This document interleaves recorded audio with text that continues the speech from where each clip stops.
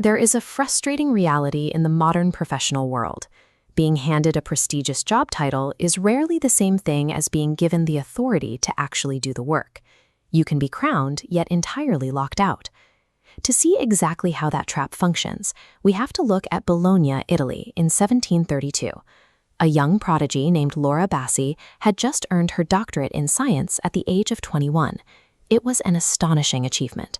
She became one of the first women in Europe to be appointed as a physics professor at a major university, celebrated publicly as a symbol of brilliance. But the public crowd cheering for a pioneer didn't see what the institution saw: a highly effective public relations asset.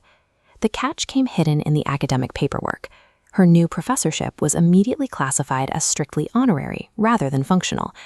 It is a remarkably efficient bureaucratic maneuver. An institution places you at the absolute peak of its hierarchy in name, while ensuring you remain completely isolated from its operational flow. She was explicitly barred from teaching public classes, and she was given zero say in the daily academic functioning of the university. She held the highest academic credentials available, yet she possessed absolutely no power to apply them. It was a prestigious exile. Granting a title while denying the tools required to use it converts a position of power into a gilded cage of visibility. Faced with those restrictions, the Bassi made a calculation. She could spend her prime years rattling the handle of a locked institutional door, or she could step back and build her own house. In 1749, she bypassed the university entirely. She converted her private home into an independent school, moving her work completely outside of their jurisdiction. She designed an intensive 8-month curriculum. It quickly became apparent that the education offered in her living room was significantly more rigorous and concrete than what the formal university provided. Her core focus was Newtonian physics.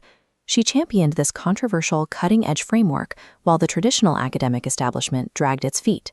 She bypassed parlor room theory entirely. She constructed real scientific infrastructure to conduct complex physical experiments right there in her home.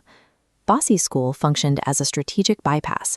By building her own infrastructure, she ensured the quality of the science, rather than the university's permission dictated the standard. This map of 1700s Italy shows a highly fragmented political geography. Traveling to Bologna meant crossing difficult borders, yet international scholars willingly undertook grueling journeys, bypassing fully funded formal institutions to migrate directly to her domestic space. The center of intellectual gravity had physically shifted. The university's attempt to limit her visibility failed entirely. True intellectual gravity is generated purely by the substance of the work, never the grandeur of the building it happens in. There is a predictable historical irony to the end of her story. Decades later, the university finally relented, granting her the more formal, functional academic responsibilities she had earned as a young woman. But that institutional catch-up was irrelevant. By the time they opened the door, she had already spent a lifetime reshaping the scientific landscape from the outside. There is a blind spot in how history remembers her, though. Because her work lived outside official channels, very little of it was formally published. Her name doesn't command the bold print of mainstream science textbooks. But a lack of official paperwork is not a lack of output.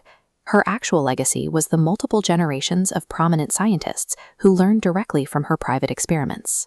An ego chases the formal title and the institutional publication.